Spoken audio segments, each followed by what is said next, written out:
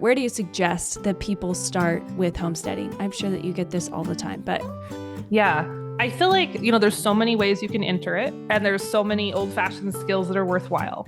So people kind of, if they're just dipping their toe in the water, go with what speaks to you, what's making you the most excited. If you're still unsure, start with the food. Homesteading is all about the food.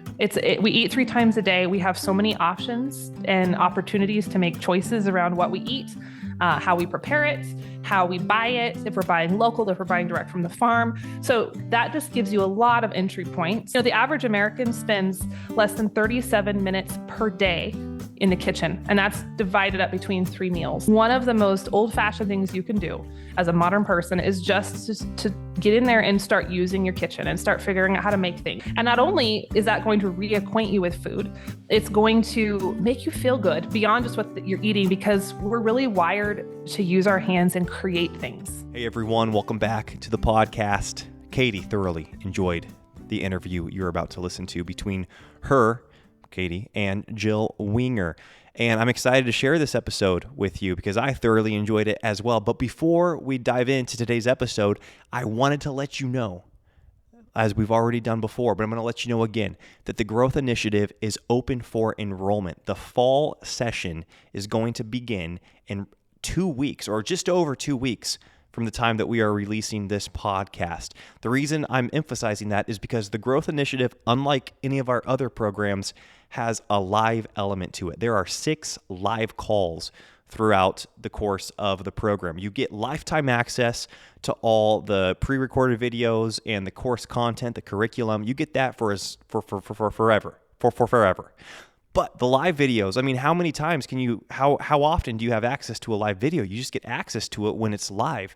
And so that's why I'm here telling you that over the next 2 weeks is the time. If you've been waiting to do the Growth Initiative, now's the time to do it. Listen, we have this amazing package deal, the couples package, where you are able to get a tremendous discount on both the Growth Initiative and the Get It All Done Club when you purchase those together.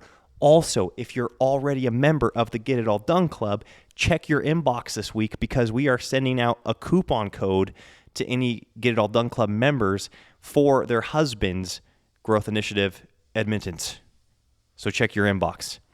Folks, I don't know if I can say anything more about the Growth Initiative in this introduction, so I'm going to conclude by reading Jill Winger's bio, and then I'm going to leave it to Katie and Jill to give you food for thought for the rest of this episode. So, Jill Winger. Jill Winger and her family pursue a lifestyle of modern homesteading on the wide open prairies of Wyoming. They dabble in a variety of small-scale agricultural endeavors, including organic gardening, grass-fed beef cattle, home dairying, poultry, and more. Jill blogs at the Prairie Homestead, where she encourages others to return to their roots no matter where they live. Her blog was among the top traditional food bloggers at the 2017 BITAN Awards and the top 10 homestead bloggers for From Scratch magazine. She has been featured in HuffPost, BuzzFeed, and Fox News magazine. Also, more recently, I literally just saw an article with her in the Epoch Times. Like there was a copy of it at my dad's house, and I was like, Jill Winger, we just had her on the podcast. So that's more recent. Her cookbooks include Natural Homestead, 40-plus recipes for natural critters and crops, and the Prairie Homestead Cookbook, simple recipes for heritage cooking in any kitchen. All right, you're going to hear more about her most recent project. You're going to hear more about her most current life. So I'm just going to let you listen now. Enjoy the podcast.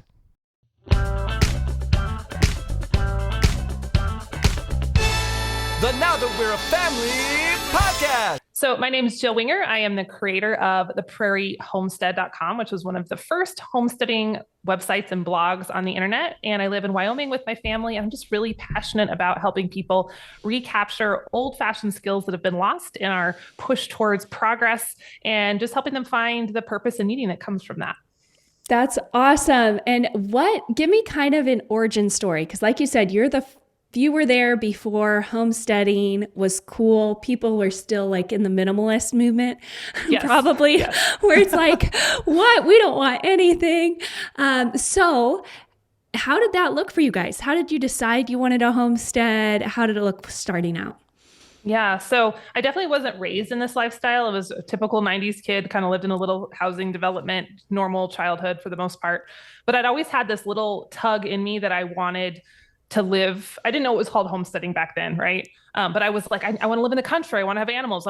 Horses, especially. I was a horse, one of the weird horse girls, you know? So I was like, I need the horses and the animals. And I just really was pulled towards that. But everyone around me was kind of like, well, people don't really do that. So that's cute. Figure out something else to do with your life. And so I kind of shoved it down, ignored it, went to college, met my husband, and he'd also, we'd grown up 1,200 miles apart. He'd also always wanted to be in agriculture, even though he was raised in town.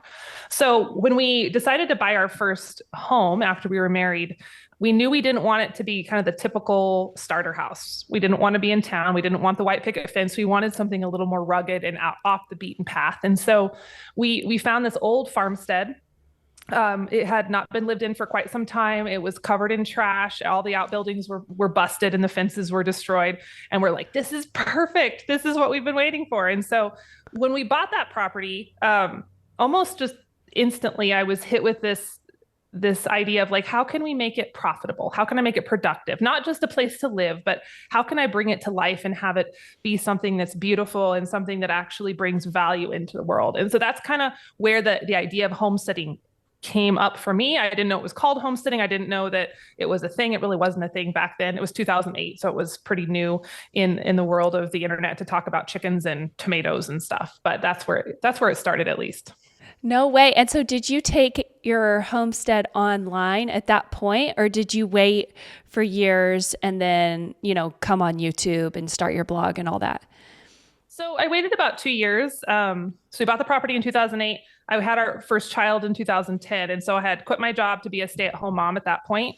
And, I was super isolated, 45 minutes from town. We didn't have a lot of money, so I couldn't drive to the mommy groups, swimming lessons with the baby, like all the stuff that new moms do. Like I just didn't have those resources. And so I was starting to feel really stir crazy, being stuck in the house with a newborn, no friends, no family close. And so the blog was kind of an outlet for me when I initially started it, just a way to put my own experiences and thoughts on the internet. And then a few years into doing that consistently, I started to gain traction. And that was when I was like, oh, this could be something more than just an online diary. And that's kind of, the rest is history, I suppose. Wow, cool. Okay, so where are you now? How does life look like for you now on the homestead? Yeah, it's a funny paradox. I love the simple life, and that's what brought us into this. But sometimes the deeper you get into the simple life, the more complex it gets. So I guess we kind of have to redefine what simple means to us.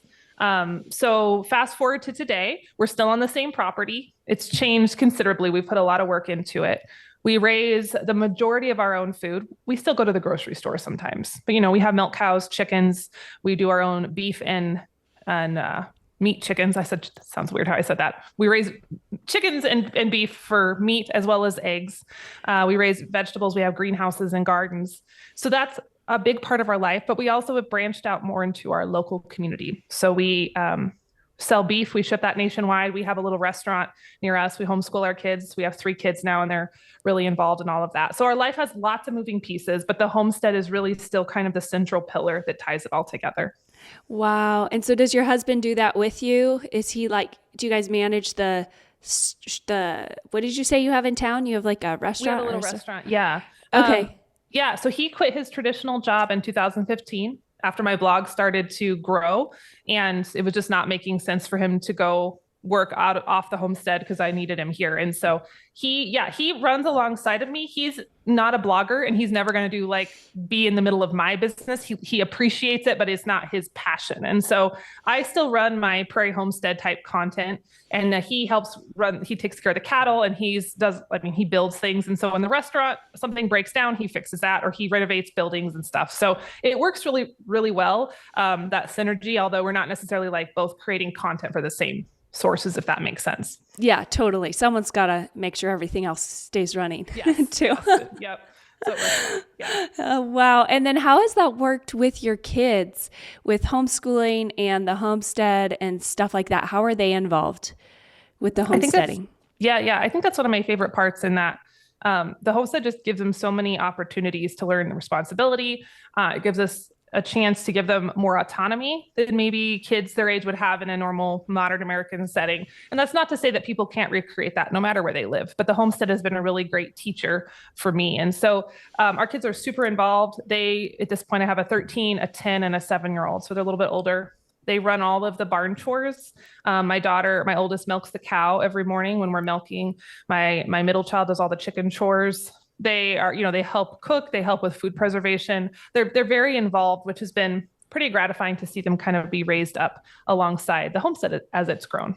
And how have you taught work ethic through that? Has it been something that's just like naturally happened? Have you had kids that were more resistant to doing, jumping on board and doing all the chores and all the work that needs to be done? How's that kind of looked?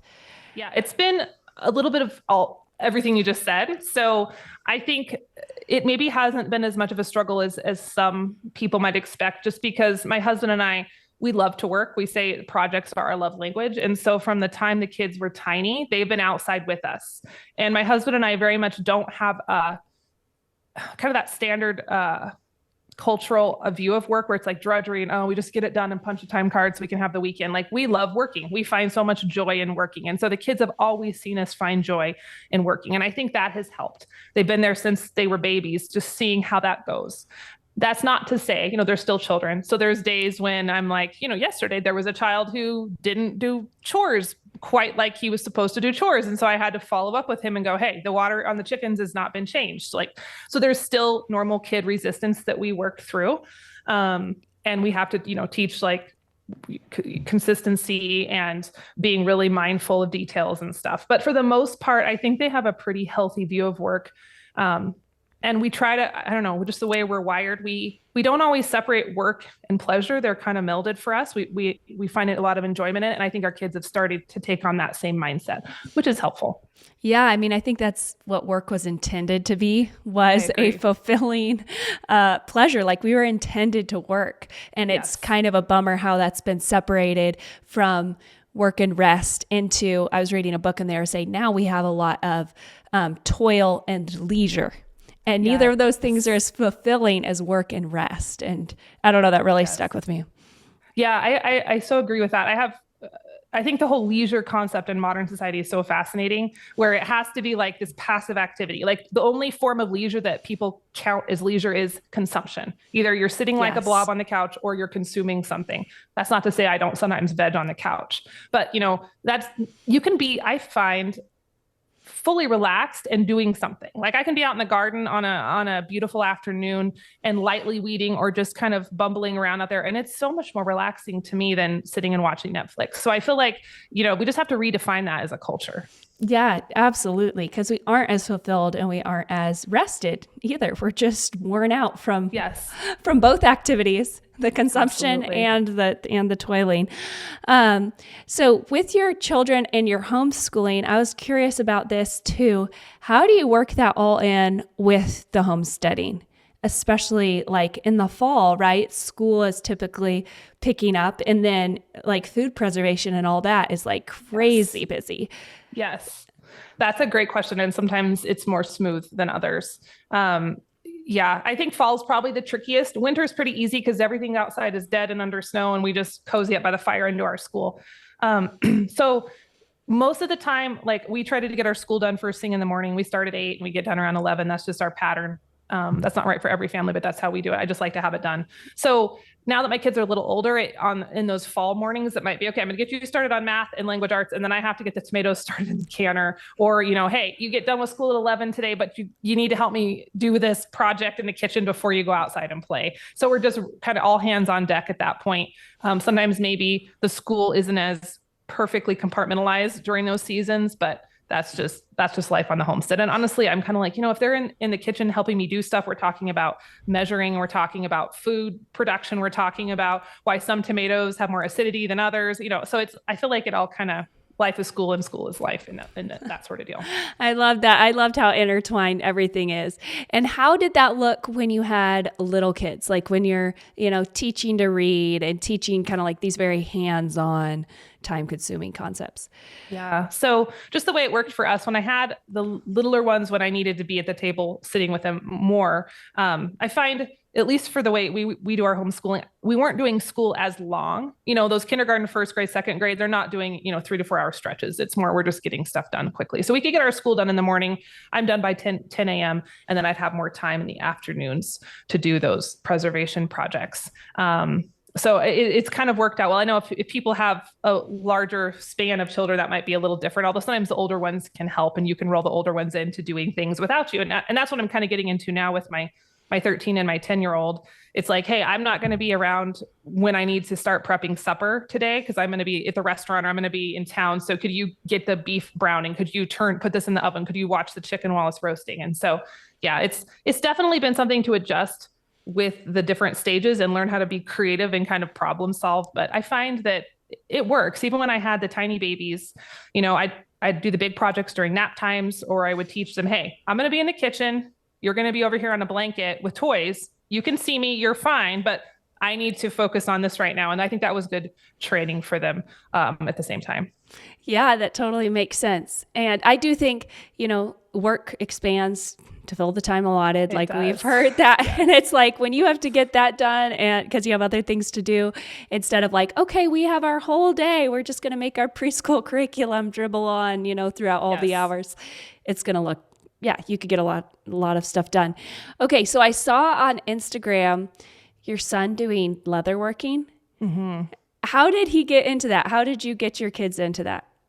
Yeah. So that kind of started, well, it's kind of a funny story. We've never watched a lot of TV. We don't have cable. We would just do some streaming programs, and it was usually educational, right? It was like documentaries and stuff. But we noticed last fall that we were just using that as more of a default activity than we would have liked to. It's not like they were on the TV. And I'm giving these disclaimers because I have had a lot of criticism over the posts that I did about that. We weren't letting them watch 8 hours of TV a day. It wasn't unhinged, but it was just like, even a couple hours a day or even an hour a day was just like, what could we be doing instead? And so we decided to do a TV fast last December for 3 months that we committed to. And so we found ourselves, our winter Wyoming evenings are very long and dark. So we had this big stretch of time after supper with no TV. And we're like, what are we going to fill this time with? So we read a lot of books as a family. And then we have a shop. So my husband would end up going out to the shop after supper and tinker. And my son decided, he asked if he could make a dog collar, I think. So we got him a little kit for Christmas and he started playing with that. And then my husband thought it was pretty cool. And he's like, I want to try some stuff. And so they started working on leather together. They watched some tutorials on YouTube. They went to our local little Tandy leather store and bought kits and tools. And now it's kind of expanded into this whole thing. But it was just really cool to see, when they had that gap of boredom, if you will, then that creativity kind of ignited and it brought him into leather. My daughter started braiding paracord horse reins. She's trying to get into rawhide. Like just all this stuff started to happen when we removed the activity of TV consumption. So it was kind of a cool little revelation this winter. That is awesome. I love how those experiments, they open up time. And then, like you said, you're like, okay, what am I going to do with this? We're in the same boat where it gets dark at like 3:30, 4 in the winter. Yes. And it's kind of like, okay, what are we going to do? We've got a lot of hours. We have our second day in the dark. It really is. It really is. Yeah. That's awesome. Yeah. I saw that and I was just like, wow, just like the attention to detail that he had too. And I don't know, it was pretty impressive. If you could go back and do something differently on your homestead, you've done this for a really long time. What's something that you might go back and change? Yeah. Well, lots of things, but the first one that really comes to mind is when we first started planning things out, we thought really small. And so we had this really weird habit of building everything around our house, and we have 60 plus acres, but we would just like center it right around the house. And we build the fences there, we build the outbuildings there. And then as we've expanded and really learned how to think bigger and not to self-limit ourselves, we have had to actually rebuild things. We've had to take out fence lines. We've had to move structures. And it's been a good lesson, also a little embarrassing and a little annoying. So I think one thing my husband and I talk about a lot is, okay, we're going to build this thing. We have this idea, but how do we leave room for expansion as we grow and mature as a family and as homesteaders and just as humans? And so I think that's a good life lesson is maybe don't cut yourself too short, which we totally did in the early years. That's good. And how did you learn to think bigger? Is it just through like, oh, we outgrew this? Is it just kind of like trial and error that you had that perspective shift? There's been a piece of that. Yeah, definitely trial and error. Like, wow, this fence was way too small. So now we get to tear it out and try again. I think just the mental process of learning how to expand our process has been just as we've gone kind of on personal development journey, being around different mentors, stretching ourselves to be around people who think bigger than us, being kind of by choice, the little fish in a room. So we are always being challenged and stretched and pushed by those around us. I think that's been really key. My husband and I don't come from families that are big dreamers or big doers or risk takers. And so I think that's why we were so prone to keep it tight and, don't make waves when we were newlyweds. And so as we've grown up as people and just pushed ourselves to be in different circles, that's been a really big piece of that. Okay. So how do you do meals with all that you have going on too? That's something that I don't know. It's like, okay, the schooling's big, the homesteading's big, giving everyone 3 meals a day. How do you do that? Do you have any systems for that or rhythms for that? I'm sure you do. I do. People ask me that a lot. And it's such a good question because I have tried so many of like the really fancy meal planning systems over the years, like the apps and the color-coded spreadsheets. And for some reason, I am a planner personality, but I cannot for the life of me menu plan on a regular, I just can't fit into the really rigid spreadsheets. I think it's because our life moves so quickly. And there are, if I try to go super rigid, life just throws too many curveballs. And so I kind of have a non-system that I use where I think my biggest rule of thumb is I keep a really solid baseline of ingredients in stock at all times, like whole food ingredients, whether that's, whole grains, the rolled oats, different sweeteners, dry beans, the stuff that I'm really comfortable preparing and cooking. And so I kind of have my list. And then I know that there are quite a few recipes that I can make with that baseline of ingredients. And I think that pantry stocking is something that anyone can do. I live far from town, so it's kind of necessity. But even if you live in the middle of a city, it just makes your life easier not having to run to the grocery store every time you need an ingredient. And so that's the first step. And then I think the second step is over the years, I've developed kind of a repertoire of meals that I can cook quickly or easily. One of my fallbacks is if I happen to be out of the house and I've missed the mark for that dinner prep window, tacos are something I know I can throw together pretty quickly. I always have taco stuff in the house, or, I might not have avocados or I might be missing the salsa, but I have the rest of the stuff. So we can kind of piece that together. And then the other part of that is we eat a lot of whole foods. We're not purists on that, but we do pretty good. And I feel like a lot of times people feel that the whole food menu or the whole food meal has to be really complicated or elaborate. And it really doesn't have to be. And so I let what's in my freezer, what's in my garden really lead the way. And it's often as simple as like a roast chicken and some roast potatoes and maybe some green beans from the freezer, or roast beef and a vegetable and a thing of pasta that I had in the pantry. And so I just keep it really simple with the protein, the veggie, and maybe a starch if it fits. And it doesn't have to be like elaborate casseroles or elaborate pasta dishes with all these components every single day. It can just be really simple and it's still really satisfying and healthy. Oh yeah, totally. I think that's like way more satisfying than a casserole too. Yeah, I know. The casseroles was so funny. That was my mom did a lot of casseroles. I'm like, I'm glad we're out of that era because a lot of them just didn't work. It was an era. It's so true. It's like, who came up with like, we have to put all the ingredients together. Like if you put the same ingredients on the plate separate, it might taste better. Exactly. It usually does taste better for sure. Yeah, there were some doozies and that and the Jell-O. I'm like, the Jell-O needs to be laid to rest. Jell-O. And then the casseroles always had like cream of mushroom soup or something in there too. Yes. That's good. Okay. So I love it. Having that pantry. I just did this before my 5th child. I realized I was doing that. I was just going to the grocery store all the time. And I had the meals for my meal plan, but say someone came over or like life changed. And it was like, oh, well, I don't have ingredients to make another meal outside of my plan. So I wrote down a list of like, okay, this is my foundational pantry. And I need to always have these things on hand. So I love Yes. that you said that. I'm just figuring that out. Yeah. It's such a game changer because I feel like even if you live 5 minutes from the grocery store, you still have to get ready to go, get the kids in the car. It just takes time. It's just another piece of friction in your day. So yeah, if you can eliminate those store trips, I think that's awesome. Yeah. And if it's close to dinner time, you're like so hungry. Exactly. And you buy all the extra things. Yeah, exactly. You end up with all the extra stuff. Oh, goodness. Okay. So where do you start? Where do you suggest that people start with homesteading? I'm sure that you get this all the time, but yeah, I feel like, there's so many ways you can enter it, and there's so many old-fashioned skills that are worthwhile. So people kind of, if they're just dipping their toe in the water, go with what speaks to you, what's making you the most excited. That's a good rule of thumb. But if you're still unsure, start with the food.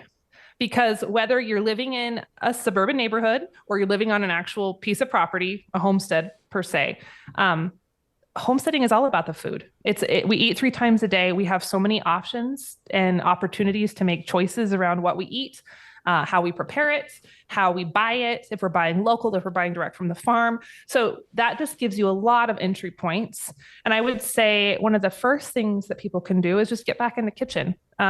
Maybe I'm assuming you have a lot of families in your audience, so maybe they're already cooking, but the average American spends less than 37 minutes per day in the kitchen. And that's divided up between 3 meals. And that includes cleanup as well, which is like literally just microwaving, right? So one of the most old-fashioned things you can do as a modern person is just to get in there and start using your kitchen and start figuring out how to make things. And it might be semi-homemade at first, and then you can start to keep dialing it back and get to where you're making more from scratch. And not only is that going to reacquaint you with food, it's going to make you feel good beyond just what you're eating, because we're really wired to use our hands and create things. And so much of our modern culture has robbed that from us with the screens and the buttons and the tapping and the remote. And so when you're getting in there, you're kneading bread, you're stirring the gravy, you're chopping the vegetables. I really feel like it's such a crucial thing to get people just kind of back to basics. They feel more grounded, they feel more productive. And it's just a really beautiful domino effect that will spread throughout your life. I am so glad I asked that question, because I really feel like that takes away all of the excuses, because I think there's a lot of people right now, a lot of our audience who are living in, suburban homes and have this dream of one day I'd love property. And it's become very much the trend to have land right now. Yeah. And so they see everybody raising their chickens and whatnot, instead of just being like, okay, I can do this act of using my hands creatively and intentionally and spending my time. Like you said, it's all about the food. Yes. And anything that we're learning now is something you don't have to learn later. So it's like, if it's hard to grow all your own ingredients, and then do you have the time to prepare them? Do you know how to prepare them? Yes. And that's such a great point. I'm glad you brought that up, because, I see a lot of people, they're just like, okay, so 5 years, I'm going to get a farm. That's my 5-year plan. And I'm like, that's great. But you need to start preparing mentally and physically now, because like you said, you buy the farm on day one, you're going to feel very overwhelmed. So if you can already have the food skills down, and you're comfortable with taking raw ingredients and turning them into meals, then you're going to be so much further ahead when you actually start growing it yourself. And even if you never move, maybe you never get the farm, you're still going to be feeling better because you're eating better. You're going to be happier because you're doing something with your hands. And so it's just really a win-win. Oh, that is so, so good. Okay, so tell me real quick about your book. I actually didn't know you had written a book until just recently. I just ordered it because I'm always looking for good books. Yeah. So tell me a little bit about it. I know our audience would love to hear about it too. Yes. So my upcoming book's called Old Fashioned on Purpose. And it's really kind of touching in a lot of what we talked about today in terms of, I know this homesteading ideal is so healthy for humans, but I also know that not everyone can move to Wyoming like I did and buy a farm. And so I spent a lot of time sitting with the concepts and kind of just distilling down this roadmap of what are the most old-fashioned principles that have had the biggest impact on my life, and how can I help people, no matter where they live, grab a hold of them. And so that's the essence of the book. It's part philosophy, part memoir, and part practical. So people kind of get a good smattering. But I'm hoping that everyone can, even in the suburbs or the city, can check it out and really start to see that there's more to life than just what modern culture tells us. Oh, that sounds so good. Yeah, I'm so excited to hear it. And you could tell that even like how you answered just that last question about food, it's like you could tell you've thought through this. Yes. Yeah. Been there, done that. Yeah, for sure. Yeah. That is awesome. What do you think? Okay, so aside from food, what do you think is, or maybe in the vein of food, what do you think are the most important old-fashioned skills? Yeah, I think there's many. So food, cooking from scratch, then dabbling into growing ingredients, whether that's vegetables or getting chickens, working with your hands, maybe even outside of the kitchen. What can you create? What sort of creative endeavors can you bring into your life? Those are big. But I think one of my current favorites is kind of in the realm of community, because that's an old-fashioned skill that doesn't get enough press. Mm-hmm. We're so disconnected as a culture. We're connected more than ever via technology, but more disconnected than ever with face-to-face. And just our little communities are dying. People aren't interacting in person anymore. So I feel like one of my favorite ways to revive that old-fashioned spirit is just to get out and gather people around you, whether it's your neighborhood, whether you live in a tiny town, near a tiny town like I do, just being more involved. And when you are with people in real life, not with a screen, just really being intentional, putting the technology away, getting to know them, getting into that messy part of human interaction, because it's not always rainbows and sunshine. I think that intentionality is so crucial and really one of the most fulfilling old-fashioned skills we can partake in. Yeah. And no one really thinks about that. They don't. Yeah. Chickens and sourdough are a little more glamorous, but yeah, I think the community piece is one of the most fulfilling. Yeah. Oh, that's so good. So, okay, this is like, I was just curious. So you had your blog, you had YouTube. Do you just do the podcast now on YouTube, or do you mix in videos, that aren't the podcast, or how did that transition look for you? Yeah, so it definitely, being a content creator, as I'm sure you know, has changed so much over the last few years. It's insane. So it started with the blog. The blog's still going. We publish a couple times a month over there, and there's a huge archive of posts. But then, the different channels came along. So we worked on YouTube for a while. And then I have found more recently, I just love the podcast format. And so my audio version of my podcast, like on iTunes, those places, has done really well. We post the video version on YouTube just because some people like to watch them instead of just listen. I don't do as many non-podcast videos these days, just because I find that video creation is something that takes so much time, and it's just not my zone of genius, if you will. So these days I focus more on like the book writing. I create some courses and just do the podcast. And that's where I find I enjoy content the most. Yeah, that's kind of been like our transition. I feel like we're going back and forth right now with like the YouTube and just doing the podcast. So I was kind of curious. Yeah, because I really enjoy the podcast, and it's the same thing. We just put our videos up on YouTube because it's like, hey, why not? Yes. Yes. But it is really fun, these longer form like conversations. Yeah. And I like getting deep. I really, especially in the homestead space, I feel like there's a lot of entry level content creators, which is great, but there's a lot of kind of the same stuff over and over. And I love just doing really deep dives into the meaty topics. So yeah, it's enjoyable. Or do you do lifestyle videos on YouTube too? Have you dabbled in that? We dabbled in that. Yeah. And we stopped a while ago, mainly because of our kids. And we were like, you know what, this just isn't, we weren't like homestead lifestyle. It was like lifestyle with a family. With family, yeah. Yeah. And it was just kind of like, okay, this is not what we want to do long term as our kids are getting older. Yeah. I have a lot of friends who are big homestead YouTube stars, and I so admire what they can do. But every time we're together, like they're filming episodes because they have to. And it's like such a thing. And I'm always like, I want to do a project, but I don't want to have the camera on because I just want to be a normal person and just focus on the project. And so I had such a tension there. So it's a definite lifestyle adjustment if you're going to do it on YouTube. Yeah, that totally makes sense. So tell us real quick.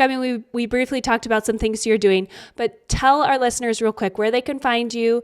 Specifically, we'll have all the links down in the show notes and where they could purchase your book and all that stuff. Yeah. So theprairiehomestead.com is my original blog. It's still going strong. So it's a good place to connect with all the different kind of spokes off the wheel of all the things I do. And then the book is called Old Fashioned on Purpose. They can check it out at oldfashionedbook.com. And I'm not sure when this episode is coming out, but if they pre-order, because it's going to hit shelves September 26th. And if you grab a copy before it officially hits the shelves, we have a ton of bonuses that you get access to, a sourdough guide and some home dairy recipes and all kinds of stuff. So they can check that out over there. Awesome. I'm so excited about this. And thank you so much, Jill, for jumping on today and doing this interview with me. I know our listeners are going to love it. Yeah. Thank you so much for having me.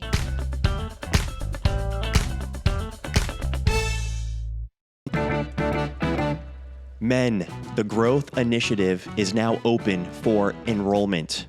The Growth Initiative is a 6-week live coaching program for men that are looking to grow in areas of parenthood, in areas of provision, in areas of health, in areas of financial freedom and well-being, really in areas of life that matter most to you. When I look at my life and I think of my faith, my marriage, my parenting, my physical health, my financial growth and ability to provide for my family, I know that in order to see growth in those areas, I've got to have a systematic approach to it. So when I look at my ideals and my dreams, those are only good to me if I'm able to break down an actionable plan that I can then execute. And that's what the Growth Initiative is all about. Customizing your actionable plan to see growth in the areas of life that matter most to you. So if you're a Christian man and you're a husband and you're a father and you want to grow in those areas of life that I already referred to, hop on over. I'll link it below and you'll be able to find a timeline that works for you. Like I said, this is a live coaching program, 6 weeks long with live calls each week, along with tools and resources to help you up your game in those areas that matter most to you. And you can enroll in whatever session works for you time-wise.